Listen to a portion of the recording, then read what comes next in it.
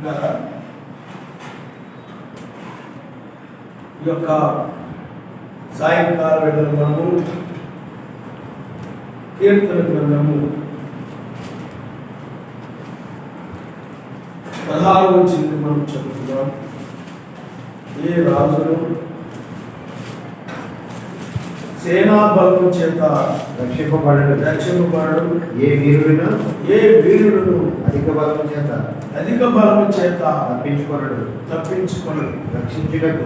రక్షించుటకు గుర్రము అక్కరకు రాదు, అది దాని విశేష బలము చేత మనుష్యులను రప్పించజాలదు. వారి ప్రాణమును మరణం నుండి తప్పించుటకును కరువులో వారిని సజీవులుగా కాపాడుటకును యావే దృష్టి ఆయన యందు భయభక్తులు గలవారి ఆయన కృప కొరకు కనిపెట్టు వారి మీదను నిలిచున్నది. మనము యావే పరిశుద్ధ నామమును నమ్మికించున్నాము. ఆయన బట్టి మన హృదయము సంతోషించున్నది. మన ప్రాణము యావే కొరకు కనిపెట్టుకొచ్చున్నది. ఆయనే మనకు సహాయము మనకు కీడమునై ఉన్నాడు. యావే మేము నీ కొరకు కనిపెట్టుచున్నాము. నీ కృప మా మీద ఉండునుగాక. హల్లెలూయా. ఆయనే మనకు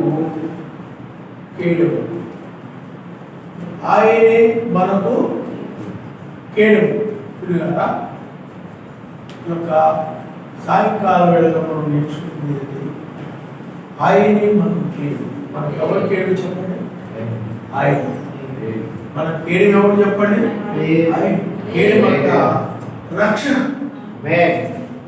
అంటే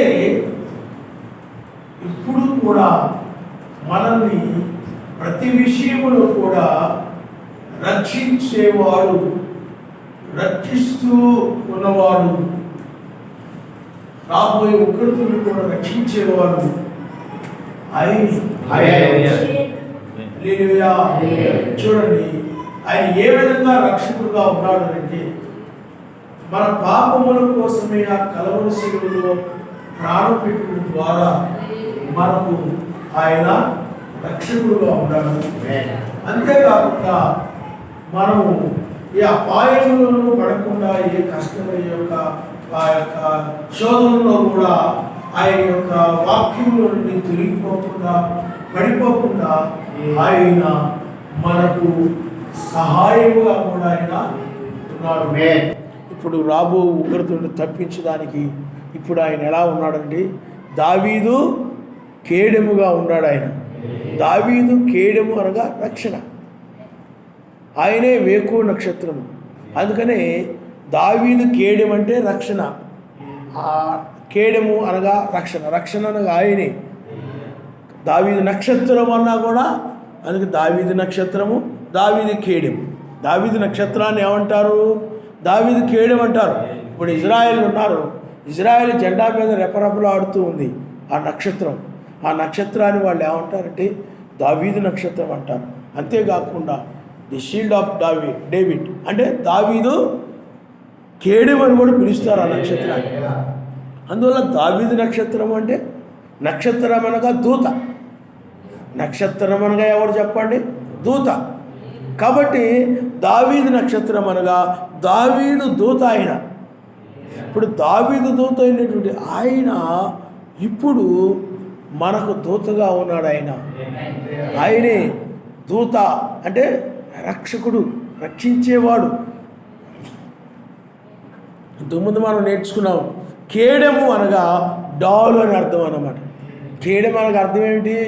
డాలు అంటే ఇప్పుడు సైనికుడు యుద్ధానికి వెళ్ళినప్పుడు ఆ యుద్ధంలో ఒక చేతిలో పళ్ళెం లాంటిది పట్టుకొని ఉంటాడు, ఒక చేతిలో ఖడ్గం పట్టుకొని ఉంటాడు. ఆ పళ్ళెం లాంటిది పట్టుకొని ఉంటాడే దాన్ని డాల్ అంటారు. ఎవరైనా బాణం వేసినప్పుడు కానీ, ఎవరైనా ఖడ్గం విసిరినప్పుడు కానీ డాలును అడ్డు పెట్టి ఈ ఖడ్గంతో యుద్ధం చేస్తూ ఉంటాడు. అంటే తన ప్రాణాన్ని దేనితో రక్షించుకుంటాడు? డాలుతో రక్షించుకుంటూ కత్తితోటి శత్రువు మీద శత్రువుని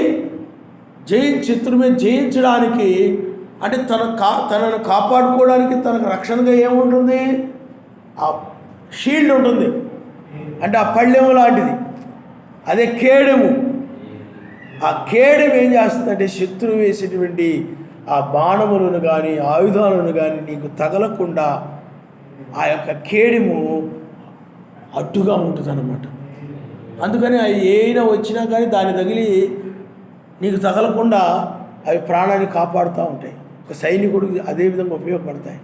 ఇప్పుడు కూడా ఆయన కేడెముగా ఉన్నాడని అంటే ఆయన మనకు ఆ యొక్క డాలులాగా రక్షణగా ఉన్నాడు, చుట్టూరు రక్షణగా ఉన్నాడని అంటే ఒక విధంగా చెప్పాలంటే ఆయనే ఎవరైనా కానీ నీ దగ్గర రావాలనుకోండి, లేకపోతే దావీదు దగ్గర రావాలనుకోండి, దావీదుని జయించాలంటే, లేకపోతే దావీదు ప్రాణం తీయాలనంటే సర్వశక్తిమంతుడిని జయిస్తేనే తప్ప దావీదు ప్రాణాన్ని తీయడానికి వీల్లేదు. అంటే ఇప్పుడు సర్వశక్తిమంతుని ఎవరైనా జయించగలరా? జయించలేదు. అంత గొప్ప రక్షణ అన్నమాట. ఇప్పుడు సేమ్ ఆయనే ఇప్పుడు అంత గొప్ప రక్షణగా ఉన్నాడు. ఎవరైనా నీ ప్రాణం తీయాలనంటే, ఎవరైనా నేను ఏదైనా చేయాలనంటే ఆయన్ను దాటుకొని రావాలి. ఆ కేడమైనటువంటి ఆయన్ని జయించి నీ దగ్గర రావాలి. ఆయన నీ చుట్టూ రక్షణగా ఉన్నాడు ఆయన. ఎందుకంటే నీవు శత్రువు ఎటువైపు వచ్చినా, సాతాను ఎటువైపు వచ్చి నిన్ను పడగొట్టాలని చూచినా ఆ కేడెం అనేటువంటిది ఏం చేస్తారు చెప్పండి? నీలోనే నిన్ను చంపనీయకుండా ఆ కేడెము నిన్ను రక్షిస్తూ ఉంటుంది. ఆయన నామిస్తాడు. హల్లెలూయా, హల్లెలూయా. ఇప్పుడు కూడా ఈ వేకువ నక్షత్రం యొక్క వర్తమానమే ఇప్పుడు నీకు ఒక రక్షణగా ఉంటుంది, ఒక కేడెముగా ఉంటుంది. ఈ వాక్యం ఏం చేస్తానంటే ఆ రక్షణగా ఉండి అపవాది ఏమైనా వాక్య విరోధమైన మాటలు వేసాడు అనుకోండి, ఈ వాక్యమనే మాట ద్వారా ఏం చేస్తుంది? లేకపోతే ఈ వాక్యం ఏం చేస్తుంది చెప్పండి? అపవాది యొక్క లేకపోతే ప్రాణాన్ని తీసేటువంటి ఆత్మీయంగా నాశనం చేసే దుర్బోధలని, లోకాపేక్షలని ఈ డాల్ ఏం చేస్తూ ఉంటుందంటే ఎదిరించేస్తూ ఉంటుంది. నీ హృదయంలో వాక్యం ఏం చేస్తా చెప్పండి? అందుకనే హృదయంలో జరుగుతూ ఉంటుంది యుద్ధం. నీ హృదయంలోనే యుద్ధం జరుగుతూ ఉంటుంది. అందువల్ల నీ హృదయంలోని సాతాను ఏ యొక్క దురాలోచనలో లేకపోతే లోకాశలో ఏ యొక్క ఈ వాక్య వ్యతిరేకమైన తీసుకొస్తుంటాడు. ఇప్పుడేం అంతం కాదులే, ఇప్పుడేం నాశనం అవ్వదులే అని ఏదో ఒక దురాలోచన నీకు తీసుకొచ్చినప్పుడు ఈ డాల్ ఏం చేస్తుందంటే ఆ దురాలోచన చెడ్డ ఆలోచనలు నీలోనికి రానివ్వకుండా ఈ వాక్యం ఏం చేస్తుందంటే లేదు, అంతం కాబోతుంది, నీవు ఆయన వైపు మనసు పెట్టు, లోకం వైపు మనసు పెట్టొద్దని ఆ డాల్ ఏం చేస్తుంటే అలాంటి వ్యర్థమైన ఈ లోకాన్ని నీ హృదయంలో రాకుండా అడ్డగిస్తూ నీ హృదయంను, అంతేకాకుండా నిన్ను ఆ పాపంలో పడకుండా, ఆ యొక్క వాక్య విరుద్ధమైన బోధనలో పడిపోకుండా నిన్ను రక్షించే వాక్యముగా ఆయన ఉన్నారు. ఆయన నామనిస్తాడు. హల్లెలూయా, హల్లెలూయా. కాబట్టి ఆ విధంగా కేడెముగా ఉన్నాడు. అందుకని ఆయన ఏమంటున్నాడంటే ఇక్కడ కీర్తన గ్రంథంలో చూడండి, ఏ రాజును సేనా బలము చేత రక్షింపబడుడు, ఏ వీరుడును అధిక బలము చేత రక్షించుకొనుడు. రక్షించుటకు గుర్రము అక్కడకు రాదు, అది దాని విశేష బలము చేత మనుషులను తప్పించచాలదు. పిల్లారా, ఇప్పుడు రాబోయే ఉగ్రత నుండి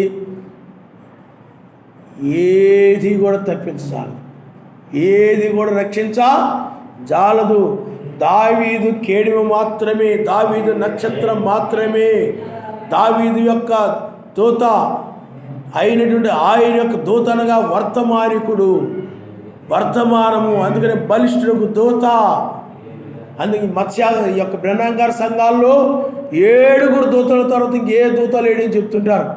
8వ దూత బలిష్ఠులకు దూత అనే మాటను మనం అక్కడ చూస్తూ ఉంటాం. మరి ఆయన ఎవరు 8 కాకపోతే? కాబట్టి ఆ యొక్క 8వ దూత అనగా వర్తమానికుడు. అందుకని 7 సంఘకాలం 7 దూతలు, మరలా 8వ దూతను మనము చూస్తూ ఉన్నాము. ఆ దూత మనల్ని రక్షించు, ఉగ్రత నుండి రక్షించు దూతగా ఉన్నాడు. ఆయన నామముస్తాడు. హల్లెలూయా, హల్లెలూయా. కాబట్టి ఈ వర్తమానం ఏమిటంటే రాబో ఉగ్రత నుండి రక్షించు వర్తమానము, ప్రళయాన్ని నుండి రక్షించు వర్తమానము. మరి బ్రహ్మం గారి వర్తమానం ఏమిటి? జాన్సన్ గారి వర్తమానం ఏమిటి? అది 2వ రాకడకు సిద్ధపరిచే వర్తమానం. అది 2వ రాకడకు సిద్ధపరిచే వర్తమానం. అందుకని బుద్ధి లేని కన్యకలు, బుద్ధి కలిగిన కన్యకలు మనం చూస్తున్నాం. అక్కడ బుద్ధి కలిగిన కన్యకలు ఆ యొక్క వర్తమానాన్ని బట్టి ఆ 2వ రాకడకు సిద్ధమయ్యారు. ఎప్పుడైతే ఆయన ఎక్కిరమని పిలుస్తాడో అప్పుడు ఎక్కి వెళ్ళిపోదామని వాళ్ళందరూ కూడా ఆ వర్తమానాన్ని బట్టి సిద్ధపడినప్పుడు పెండ్లి కుమారుడు రాగానే పెండ్లి కుమారుడితో పాటు ఆ యొక్క రెబ్బెకా వలె వెళ్తామన్నారు. అంతే. ఆయన నామనిస్తాం. ఆలోచించుకొని చెప్తాం. మమ్మల్ని అడిగి, మా నాన్నని అడిగి, మా ఆయన్ని అడిగి, లేకపోతే మా పిల్లల్ని అడిగి, లేకపోతే నా భార్యని అడిగి, వాళ్ళని అడిగి, వీళ్ళని అడిగి అప్పుడు రక్షించబడదామా లేదా, ఉగ్రతలోకి వెళ్ళిపోదామా, మేము ఇంకా డిసైడ్ అయిపోలేదు, నేను నా భార్య లేకపోతే నా కుటుంబం మాట్లాడుకొని మేము పరలోకి వెళ్దామా లేకపోతే శ్రమలోకి వెళ్దామా, ఏం చేద్దాము అని ఇద్దరం మేము మాట్లాడుకొని అప్పుడు వస్తామని అన్నారా? అలా అనలేదు. ఎలా ఉన్నది చెప్పండి? సిద్ధముగా ఉన్నది. ఆయన నామముస్తాం. హల్లెలూయా, హల్లెలూయా.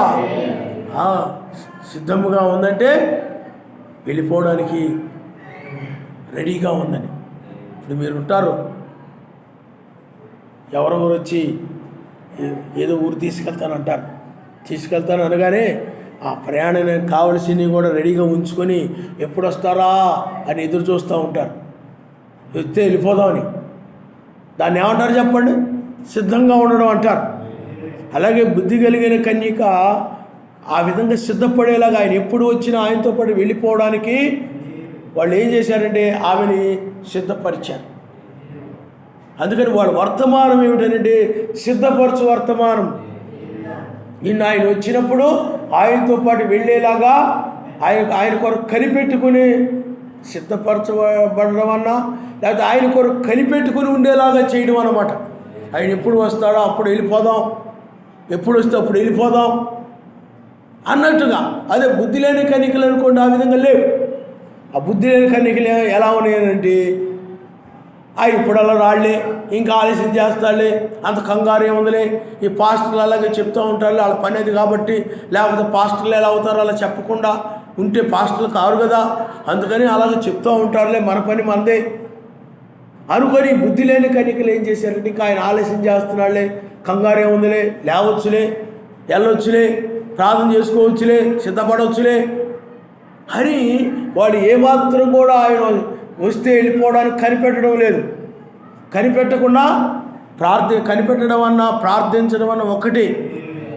ఎప్పుడు వచ్చినా వెళ్ళిపోవాలని ఆ కనిపెట్టకుండా ఈ బుద్ధి లేని కన్యకలు ఉన్నారు. వాళ్ళు మొత్తులైపోయి ఉన్నారు, నిద్రమొత్తుతో ఉన్నారు. అంటే వాళ్ళు బద్ధకంగా ఉన్నారు, తూలిపోతూ ఉన్నారు.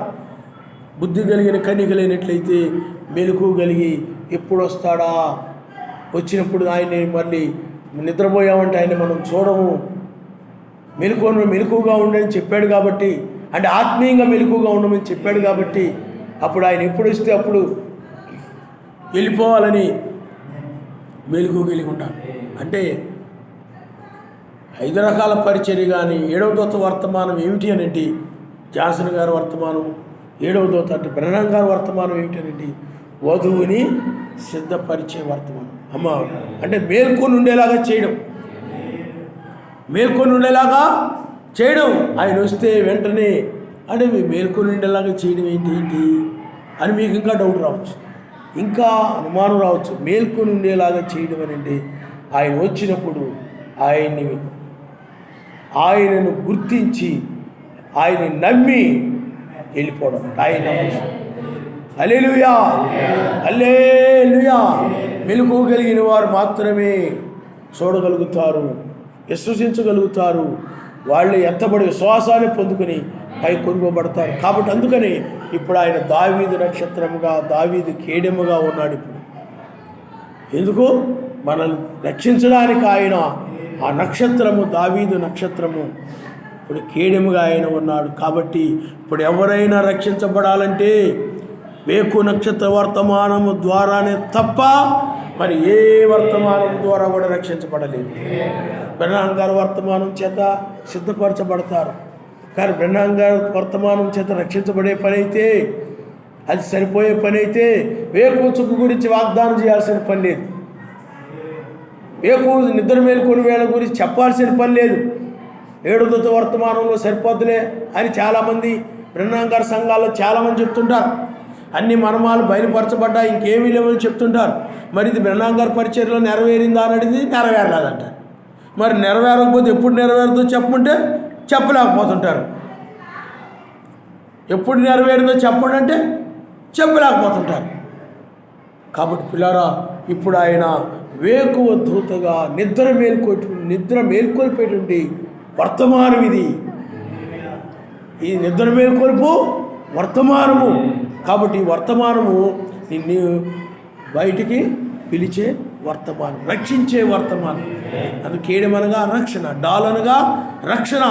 ఒక వ్యక్తి తన ప్రాణాన్ని కాపాడుకోవడానికి శత్రువు ఏదైనా ఆ ఖడ్గాన్ని తోటి పొడవాలని, కొట్టాలని చూసినప్పుడు వెంటనే డాలును అడ్డుగా పెడతారు. అప్పుడు ఆ డాలుకు వచ్చే కత్తి తగిలింది కానీ మనిషికి తగలదు. ప్రాణాన్ని కాపాడుకుంటాడు, దెబ్బలు తగలకుండా కాపాడుకుంటాడు.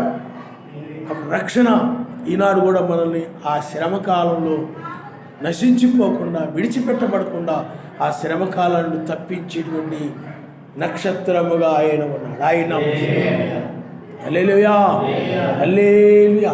అయితే మరి అయితే మరి మొదటి రాకడలో రక్షణకి ఇప్పుడు రక్షణకి తేడా ఏంటి? మొదటి రాకడలో రక్షణకి ఏమిటనంటే ఆ మొదటి రాకడలో రక్షించబడిన వారు జాగ్రత్తగా లేకపోతే పడిపోయారు. అంటే సాతానుడు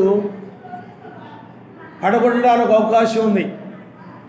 అంటే వారు రక్షించబడినా కానీ వాళ్ళు లోకాన్ని, పాపపు లోకాన్ని, పాపపు జనులని, సాతానుని, శోధనని, వీటన్నిటిని కూడా చూశారు. ఇప్పుడు నామూలు బాప్తిజం పొందినప్పటికీ కూడా. కానీ రక్షణ పొందితే, ఇప్పుడు కడవర రక్షణ పొందితే ఇక శోధనలు ఉండవు, మరణం ఉండదు, దుఃఖం ఉండదు, లోకం ఉండదు, ఏముండదు. మధ్యాకాశానికి వెళ్ళడమే, ఆయన అమరిస్తారు.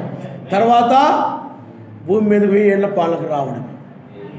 అందువల్ల ఆ రక్షణ పొందిన తర్వాత, అంటే మొదటి రక్షణ తర్వాత మరి ఎన్నడూ లోకము చూడడం అనేది లేదు. మళ్ళీ లోకంలో చూశారు, కొంతమంది పడిపోయారు, శోధనలో నిలబడలేక కొంతమంది పడిపోయారు. ఏమండి, ఆ విధంగా జరుగుతూ వచ్చింది. కానీ ఈ రక్షణకు అయినట్లయితే మరి ఎన్నడూ కూడా మరణాన్ని చూడరు. అంత గొప్ప రక్షణని దావీదు దూతగా, అంటే ఈయన ముందే ఉన్నాడు. కానీ దావీదు దూతగా నక్షత్రంగా ఎందుకు ఉపయోగించారు? మరి ఎందుకు ఆ దావీదు దూతగా అన్నారు? మరి మోషే కాలంలో ఉన్నాడు ఈ దూత. మోషే కాలంలో నిర్గమాకాండ 14వ అధ్యాయంలో ఉన్నాడు ఈయన. అగ్ని పొదలో ప్రత్యక్షమైనప్పుడు ఉన్నాడు ఈయన. ఏమండి, అలాగే ఆది కాండంలో రెబెకాని తీసుకొచ్చేటప్పుడు కూడా ఆ 4 జాముల్లో ఉన్నాడు ఆ దూత. కానీ దావీదు ఎందుకు పిలువబడ్డాడు అంటే, దావీదు దూతగా ఎందుకు పిలువబడ్డాడంటే, దావీదు రాజు, ఆయన అమరిస్తాడు. హల్లెలూయా. సౌలుకి రాజు, సౌలు రాజే కానీ అతడికి కృప దూరం అయిపోయింది. కానీ దావీదు శాశ్వతమైన కృప నొందినవాడు దావీదు. అయితే దావీదు రాజు కాబట్టి, రాజు అనగా దావీదు యుద్ధానికి వెళ్ళినప్పుడల్లా కూడా ఈయన రక్షించేటువంటి ఒక దూతగా ఉన్నాడు. ఈయన ఎక్కడికి వెళ్ళినా కానీ కేడెముగా ఉండి దావీదుకి విజయాన్ని ఇచ్చి ఆ యుద్ధంలో సహాయం చేస్తూ వచ్చాడు. ఆయన నామనిస్తాడు. హల్లెలూయా. ఇప్పుడు కూడా మనము యుద్ధరంగంలో ఇది ఆత్మ సంబంధమైన యుద్ధం. ఏదో కథలు తీసుకొని లేకపోతే బాణాలు తీసుకొని కత్తులు తీసుకొని ఆ యుద్ధం కాదు. ఇది వాక్య సంబంధమైన యుద్ధము, ఆత్మ సంబంధమైన యుద్ధము. ఇది నీ హృదయములో, నీ యొక్క హృదయములో సర్వశక్తిమంతుడికి అనగా వాక్యమునకు దుర్బోధన లోకానికి మధ్య అనగా ఈ తెల్లవారుజామున వాక్యమునకు లోకానికి మధ్య జరిగేటువంటి యుద్ధం. ఆయన నామనిస్తారు.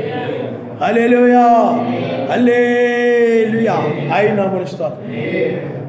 వాక్యమే ఖడ్గము. ఇప్పుడు ఈ దావీదు నక్షత్రము ఈ ఉదయకాల వర్తమానం ఏం చేస్తానండి?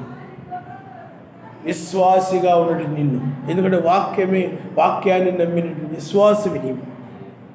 ఈ విశ్వాసులైనటువంటి వారికి విశ్వాసులను రక్షించడం కోసమే ఈ యొక్క కేడెమనగా ఈ నక్షత్రము లోకానికి విశ్వాసికి మధ్య నిలిచి ఉంది. ఆయన నామనిస్తాడు. హల్లెలూయా, హల్లెలూయా. ఎందుకంటే ఇది యుద్ధ సమయము. అందుకనే నిర్గమాకాండం 14వ అధ్యాయంలో వాళ్ళు అంటారు, యావే యుద్ధము చేయుచున్నాడు, మనం పారిపోదము రండి. అలాగే మీరు రోమీలకు రాసిన పత్రిక 13వ అధ్యాయం 11, 14 ఏముందనండి, రాత్రి చాలా గడిపి కాలం నెరిగి నిద్ర మేల్కొనే వేళని తెలుసుకుని ఇలాగూ చేయడి, విశ్వాసులమైనప్పటికంటే రక్షణ మనకు మరి సమీపంగా ఉంది. రాత్రి చాలా గడిచి పగలు సమీపంగా ఉంది ఏమండి అని చెప్పి తేజస్ సంబంధమైన యుద్ధోపకరణాలు ధరించుకుందాం అంటున్నాడు ఆయన. కాబట్టి ఇప్పుడు ఎవరైతే, ఎందుకంటే మనం ఒక సైనికులవి, యుద్ధోపకరణాలు ఎవరు ధరించుకుంటారు? సైనికుడు ధరించుకుంటారు. అందుకని ఎఫ్ఎసీయులకు రాసిన పత్రికలో ఆ మాట రాయబడింది. ఏమండి? రక్షణ అనేటువంటిది, రక్షణ, నడుముకు దట్టి చెప్పులు, చిద్ద మనసు అనే చెప్పులు, వాక్యం అనే ఖడ్గము, ఇవన్నీ కూడా నీతి అనే మైమరువు, రక్షణ అనే శిరస్త్రాణము, ఇవన్నీ రాయబడ్డాయి. నువ్వు సైనికుడివి, పోరాడుతూ ఉన్నావు, లోకంతోటి మరణముతోటి పోరాడుతూ ఉన్నావు. ఇప్పుడు ఈ తెల్లవారుజామున ఆయన ఏం చేశాడండి? ఆయన నీకును లోకానికి మధ్య నిలిచాడు. ఆయన ఈ వర్తమానానికి, ఈ డాలుకి ఈ దూత ఎప్పుడైతే వచ్చాడో లోకంకి ఇంకేమైపోయిందనండి, ఇక పారిపోదాం రండి, ఈ వర్తమానాన్ని మనం తట్టుకోలేము. అందుకే బ్రహ్మాం గారు అంటారు, ఏ మానవుడు సమీపించాలని వెలుగులో వాక్యం వెళ్ళని చెప్పాడు ఆయన. ఇంకా లోక సంబంధమే కానీ, సాతానుడు కానీ, లోకాశలు కానీ, ఏమైనా కానీ బాబోయ్ మనము ఉండలేము, వెళ్ళిపోదామని నీ హృదయంలో నుండి లోకము, దాని ఆశలు ఇవన్నీ కూడా పారిపోతాయని నిన్ను వదిలిపెట్టి ఆయన నామనిస్తాను. హల్లెలూయా, హల్లెలూయా. అవన్నీ ఏమైపోతాయి చెప్పండి? నేను వెంబడిస్తున్నటువంటి అవన్నీ కూడా ఈ దూత, ఈ వర్తమానం దెబ్బకి, ఈ వర్తమానానికి లోక సంబంధం ఐగుప్తు సైన్యం ఎలాగైతే పారిపోదాం అనుకున్నారో ఇప్పుడు కూడా అలాగే ఈ యొక్క నీ లోక సంబంధం అన్నీ కూడా, లోకము అనగా సాతానుడు, నీలాంటి చెడ్డ లక్షణాలు, ఆ చెడ్డ ఆలోచనలు అన్నీ కూడా నీ నుండి ఏమైపోతానండి, నేను వదిలిపెట్టి వెళ్ళిపోతాను. నేనేమైపోతాయి చెప్పండి? విడిచిపెట్టి వెళ్ళిపోతాయి.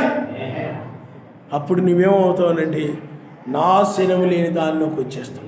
వాళ్ళు ఎక్కడికి వచ్చారు? ఎర్ర సముద్రం ఒడ్డుకు వచ్చారు. అక్కడ ప్రమాదం లేదు. కాబట్టి నీవు కూడా ఎక్కడికి వస్తావంటే వాళ్ళ ఎర్ర సముద్రం ఒడ్డు ఎలాగో నీకు నీతి, సమాధానం, పరిశుద్ధాత్మ, ఇందులో ఆనందం అలాంటిది. అదే రాజ్యం. అందుకని మనం రాజ్యంలోకి వచ్చేస్తున్నాం.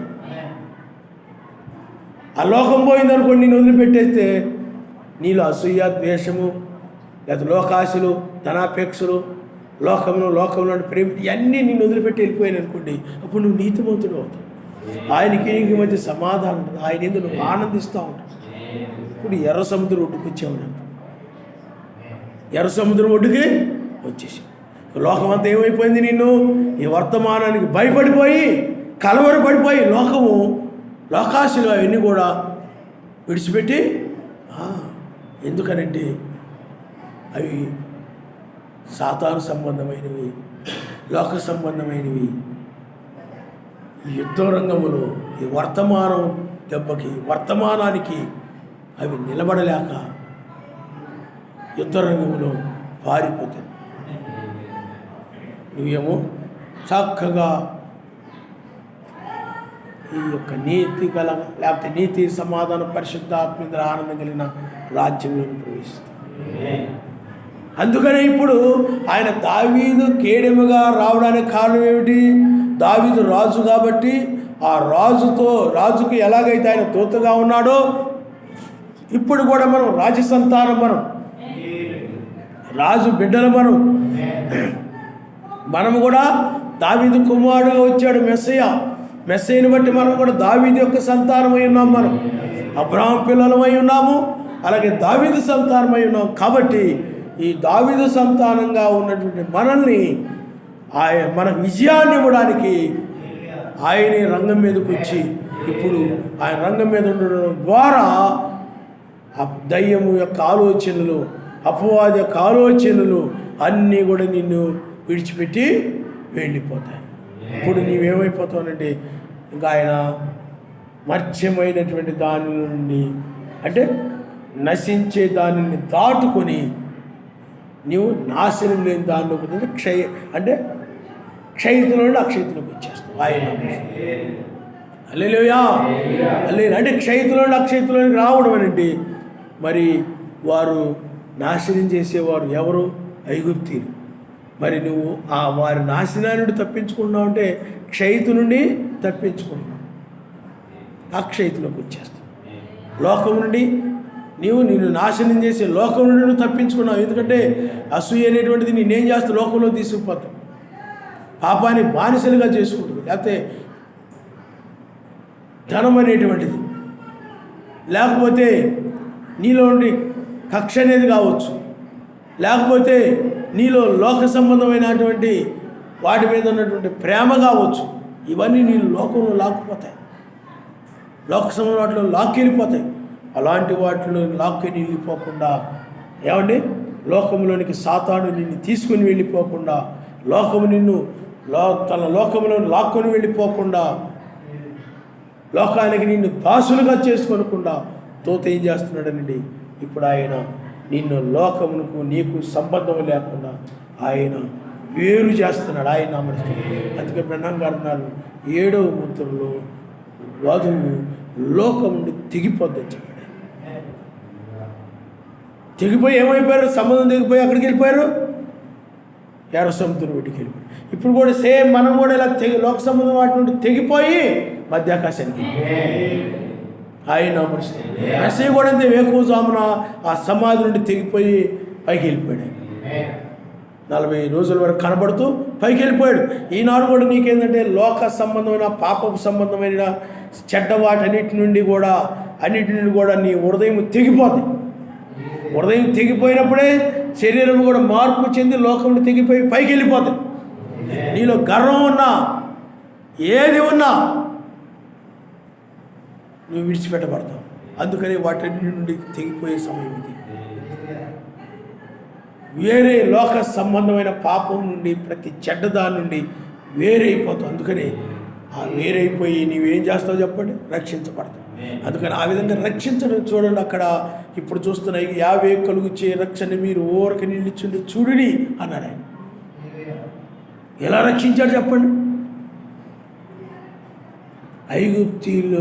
ఐగుప్తీయులతో పాటు ఇజ్రాయేలీలు తీసుకొని వెళ్లకుండా ఆ బానిసత్వం నుండి అప్పటి వరకు ఇంకా రక్షించబడలేదు. ఎందుకంటే ఐగుప్తీయులు వస్తూనే ఉన్నారంటే ఇంకా రక్షణ పొందలేదు. శత్రువు బ్రతుకున్నంతకాలం రక్షించబడినట్టు కాదు. వారు ఎప్పుడైతే ఐగుప్తీయుల నుండి తెల్లవారుజామున తెగిపోయారో అప్పుడే రక్షించబడినట్టు. ఆ తర్వాత ఐగుప్తు సైన్యము ఎర్ర సముద్రములో నాశనం చేయబడ్డారు. అది రక్షణ. శత్రువు బ్రతికి ఉంటే రక్షించబడినట్టు కాదు.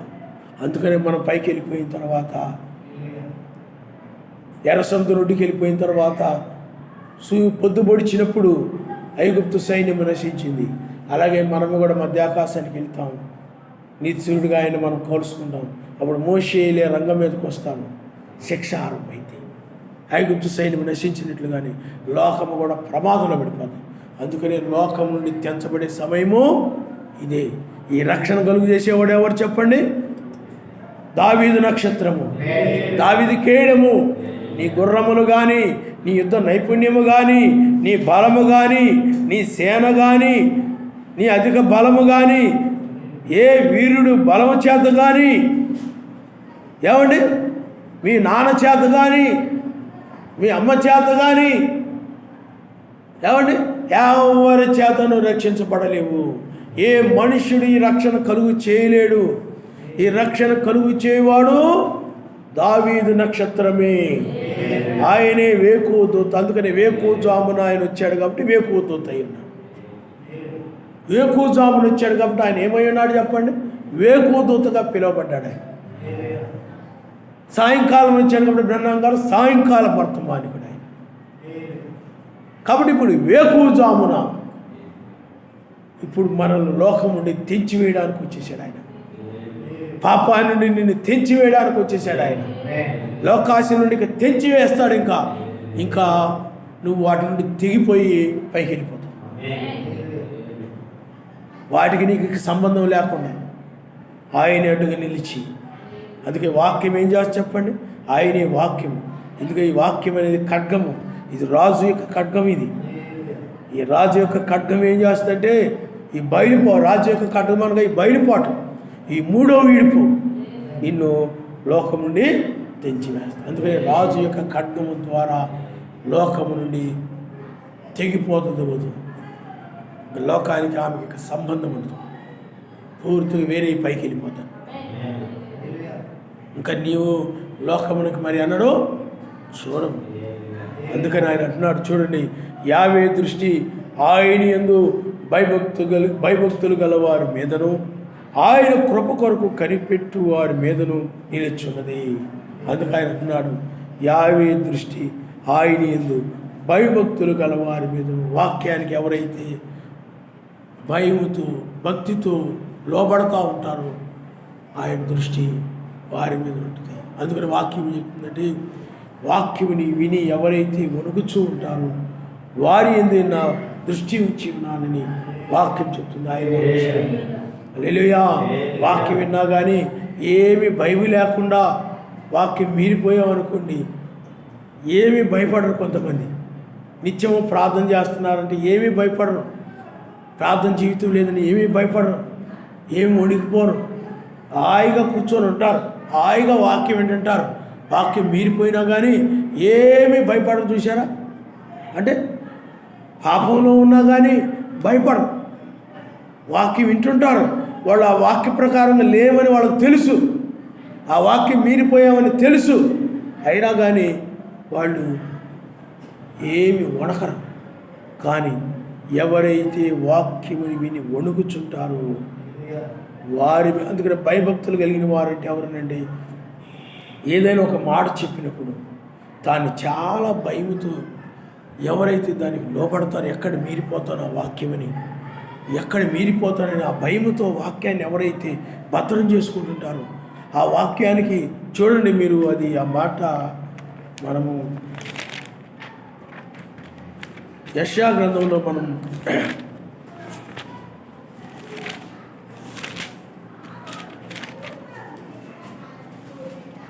యెషయా గ్రంథము 66వ అధ్యాయము 2వ వచనం చూడండి. అవన్నీ నా హస్తకృత్యములు, అవి నా వలన కలిగినవి యావే సెలవిచ్చున్నాడు. ఎవడు దీనుడై నలిగిన హృదయం గలవాడై నా మాట విని వణుకుచుండును వానిని నేను దృష్టించుచున్నాను. ఎవరి మీద ఆయన మనసు ఉంటా ఉందంటే ఏదో వాక్యం వింటున్నారు కదా అని అందరూ వాక్యం వినేవారు అందరి మీద ఆయన దృష్టి ఉండలేదు, ఆయన చూడడం లేదు.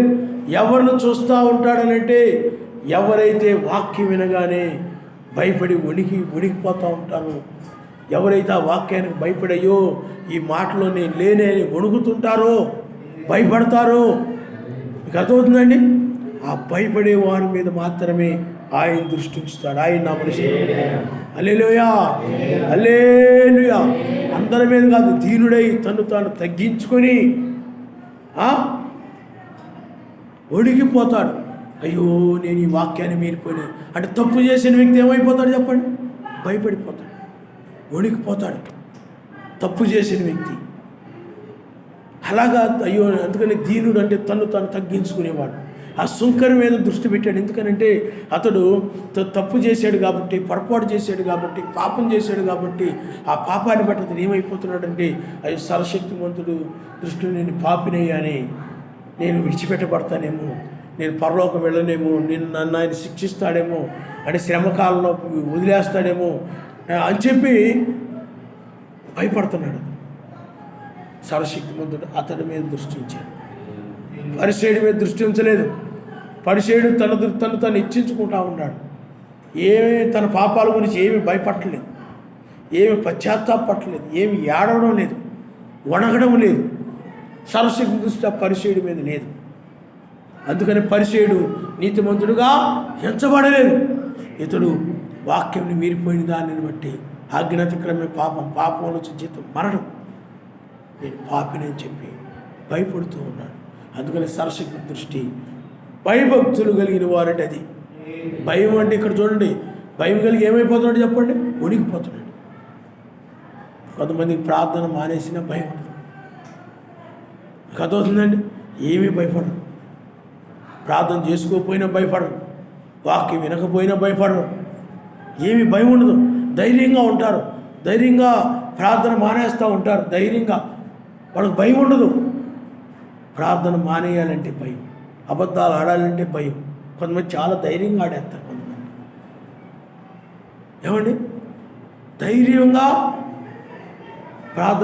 ప్రార్థించుకోకుండా ఉంటుంటారు, ధైర్యంగా వాక్యం వినకుండా ఉంటారు, ధైర్యంగా. వాళ్ళ హృదయం కఠినమైపోయింది. హృదయం కఠినపరుచుకున్న వాడు కీడులో పడిపోతాడు. కానీ నిజమైన దీనత్వం కలిగిన వ్యక్తి భయం కలుగుతూ ఉంటుంది, భయపడతాడు. ఈరోజు ప్రార్థన చేసుకోకుండా ఉండలేడు, భయపడతాడు. అయ్యో ప్రార్థన చేసుకో, ఈరోజు నిరంతరము ప్రార్థన చేసుకోమని వాక్యం చెప్తూ ఉంది అని ప్రార్థన మారడానికి భయపడతాడు.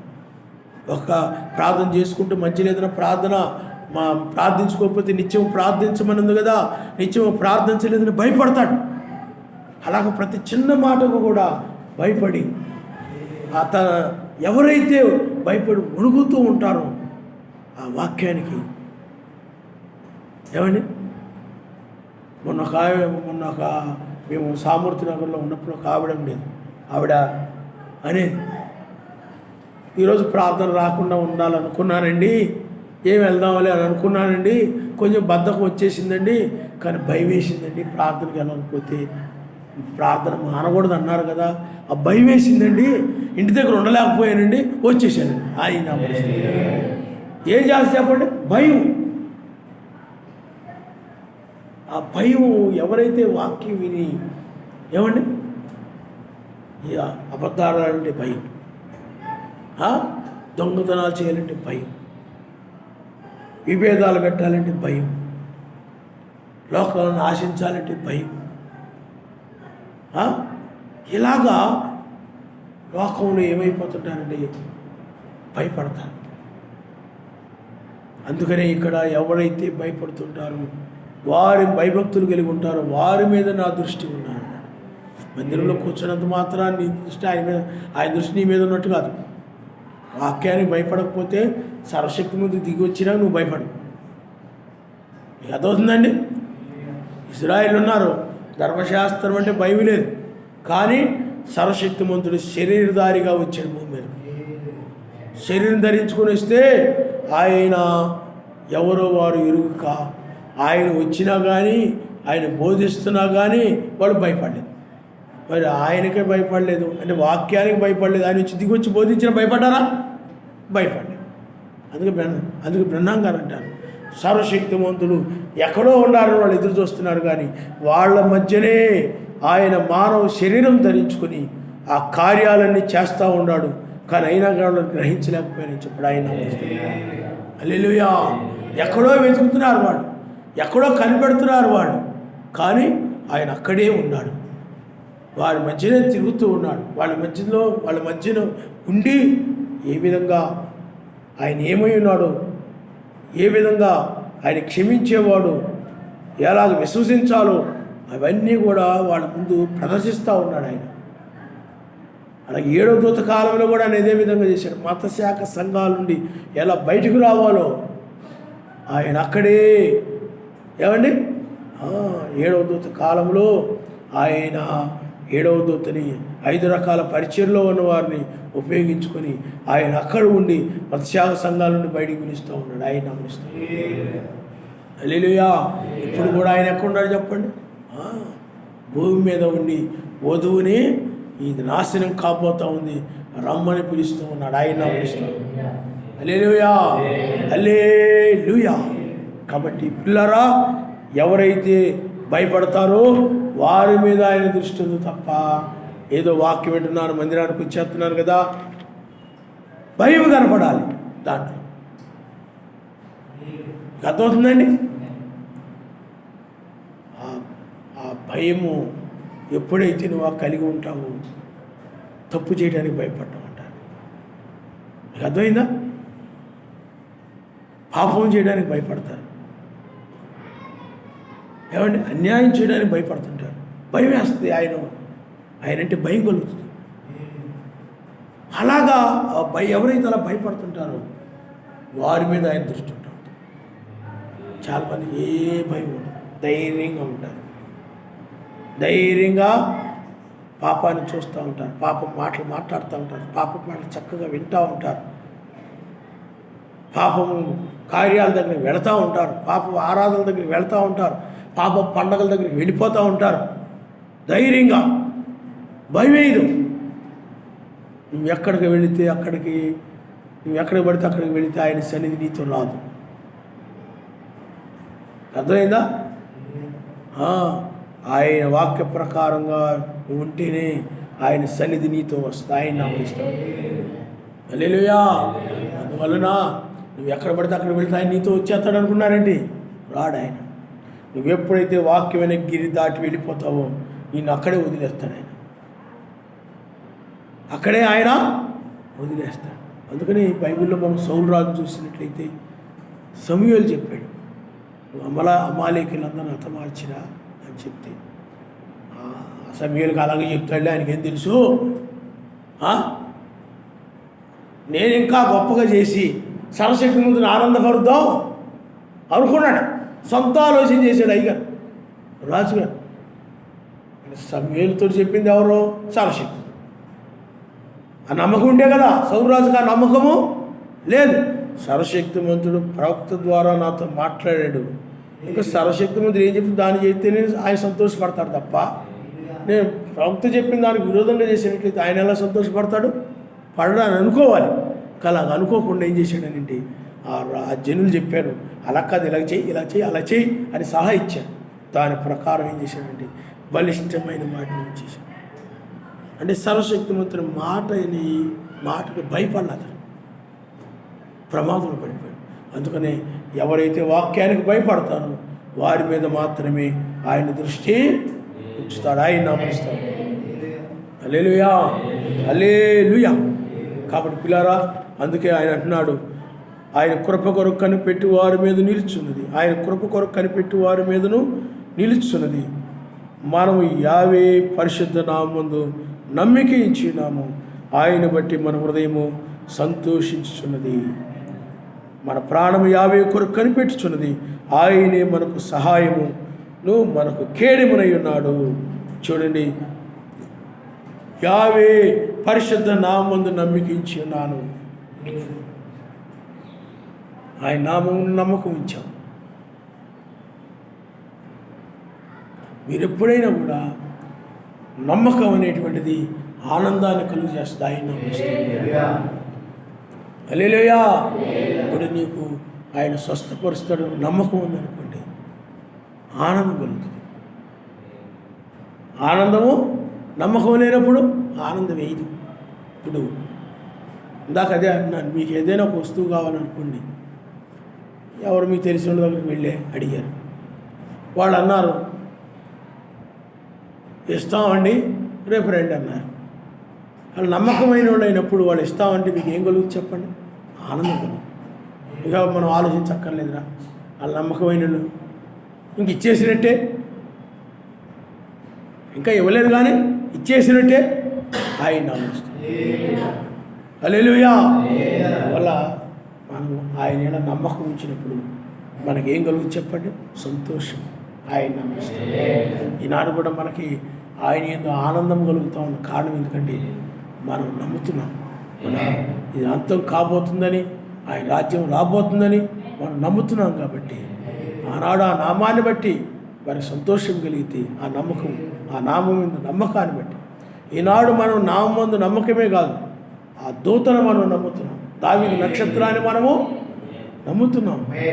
ఆయన అగ్ని జ్వాలలతోనూ, ఆ దూత అపరంజి వంటి పాదములతోనూ ఆయన రంగం మీద ఉన్నాడు. ఆయన నమ్మిస్తాడు. నిర్గమాకాండ 14 అధ్యాయంలో కూడా అగ్ని మేఘములో ఉన్నాడు ఆయన. అగ్ని మేఘములో ఉన్నాడు ఆయన. ఆయన అక్కడికి ఎందుకు వచ్చాడనంటే రక్షించడానికి వచ్చాడు ఆయన. సరదాగా అందుకని ముందంతా కూడా ఆయన ఎలా ఉన్నాడు చెప్పండి? నిర్గమాకాండ 14 అధ్యాయములో మనము రక్షించువాడుగా మనం చూస్తున్నాం ఆయన.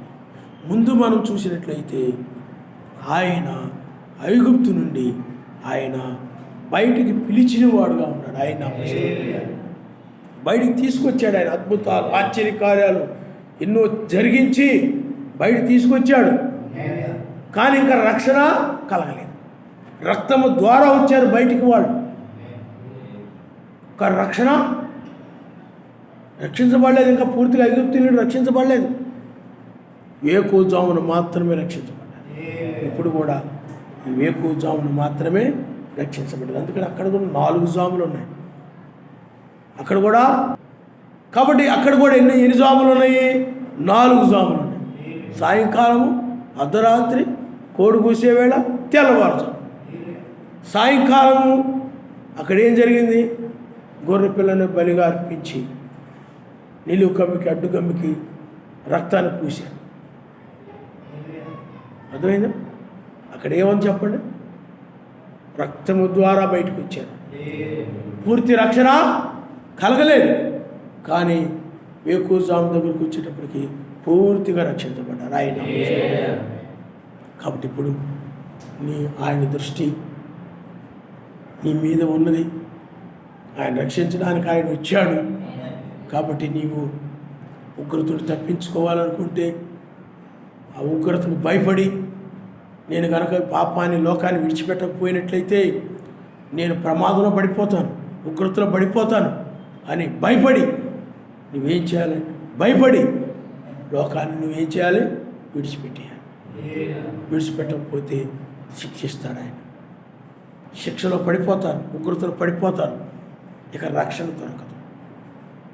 ఇప్పుడే ఏదైనా లోక సంబంధమైనటువంటి ఏవైతే వాక్య వ్యతిరేకమైన ఏవైతే ఉన్నాయో వాటన్నిటిని కూడా విడిచిపెట్టేశాను. నీ హృదయంలో నాకు ఈ లోకంలో ఏమొద్దు నాయన, నీ రాజ్యమే నాకు కావాలి, నీ దేశమే నాకు కావాలి, నీ చిత్త ప్రకారంగా నడవడానికి సహాయం చేయి అని ఆయన్ని అడగాలి. ఆయన నమ్మేస్తాడు. హల్లెలూయా. ఇప్పుడు ఆయన మనకి ఏ విధంగా ఉన్నాడు చెప్పండి? కేడిముగా ఉన్నాడు. ఆయనే మనకు కేడెము, మరొకరు కాదు. ఎవ్వరు నిన్ను రక్షించలేదు, ఏది నిన్ను రక్షించలేదు. ఈ ఒక్క వర్తమానం మాత్రమే నిన్ను రక్షిస్తుంది. మీకు అర్థమవుతుందండి? ఏ వర్తమానం నిన్ను రక్షించుంది? వేకువ నక్షత్రం యొక్క వర్తమానమే. బ్రహ్మాం గారు వర్తమానం ఏం చేసింది చెప్పండి? సిద్ధపరిచింది. నిజంగా ఆయన వర్తమానంలో ఉన్నోళ్ళు బహు కొద్ది మంది, కానీ దుర్బోధనలు విపరీతంగా ఉన్నాయి. కాబట్టి పిల్లారా, ఆలోచన చేయండి, ప్రార్థన చేయండి, మనసు ఆయన మీద పెట్టి ప్రార్థన చేయండి. ఆయన సహాయం చేయండి, అడగండి. ఎందుకంటే ఆయన నిన్ను రక్షించేవాడు. నన్ను రక్షించిన ఆయన, నన్ను రక్షించిన ఆయన. రక్షణ అనగా ఏమిటి చెప్పండి? ఇప్పుడు చూస్తున్న ఐగుప్తిని మరి ఎన్నడూ కూడా చూడమని వాక్యం చెప్తాం. ఇప్పుడు చూస్తున్న ఐగుప్తిని మరి ఎన్నడూ. అలాగే వాళ్ళు వెనకతోటి చూడకుండా వెళ్ళిపోయారు. ఐగుప్తు సైన్యం ఇప్పుడు చూస్తున్న ఐగుప్తుని మరి ఎన్నడూ చూడన్నాడు. ఆ తెల్లవారుజామును మీరు గమనించండి, లోతు కూడా మీరు గమనించండి. ఏ మాత్రం కూడా వెనకతోటి చూడకుండా ముందుకు అలాగ వెళ్ళిపోయారు. నువ్వు కూడా అంతే. ఈ లోకంతో కాదు నీ మనసుకి పెట్టకూడదు. నీ మనసు లోకంతో ఏమాత్రం పెట్టకుండా పూర్తిగా వాక్యంతో మాత్రమే నీ మనసు ఉంచి ఆ వాక్యాన్ని చూసుకుంటూ ముందుకు వెళ్ళిపోవడం. ఆయన హల్లెలూయా, హల్లెలూయా. తల ఉంచుకోండి, మనం ప్రార్థన చేసుకుందాం.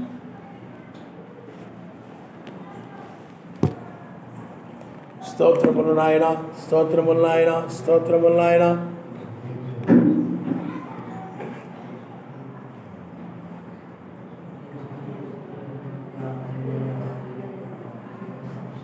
హల్లెలూయా, హల్లెలూయా, హల్లెలూయా, హల్లెలూయా. ఆయనే మన కేడెముగా ఉన్నాడు. ఇప్పుడు దావీదు కేడెముగా ఉన్న ఆయనే, దావీదు సంతానమైన మనము రాజ సంతానము. మనము కూడా యుద్ధోపకరణాల వాక్యాన్ని ధరించుకొని ఉన్నటువంటి మనల్ని ఆయన ఇప్పుడు యుద్ధంలో విజయం ఇవ్వడానికి వచ్చాడు. ఆయన మనల్ని పైకి తీసుకుని వెళ్ళి ఈ రోమా సామ్రాజ్యాన్ని నాశనం చేసేవాడు కూడా ఆయనే. ఈ రోమా సామ్రాజ్యాన్ని మనల్ని తెంచివేస్తున్నాడు ఆయన ఈ తెల్లవారుజామున. ఎందుకంటే వాక్యమే రక్షించేది, ఆయన మాటే రక్షించేది.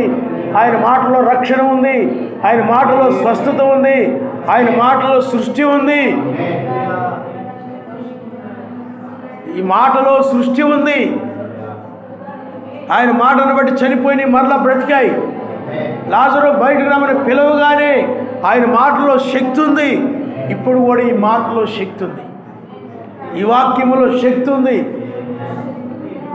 అది ఈ మాట నిన్ను లోకం వైపు చూడనివ్వకుండా మధ్య ఆకాశములు ఆయన వైపు, ఆ రాజ్యం వైపు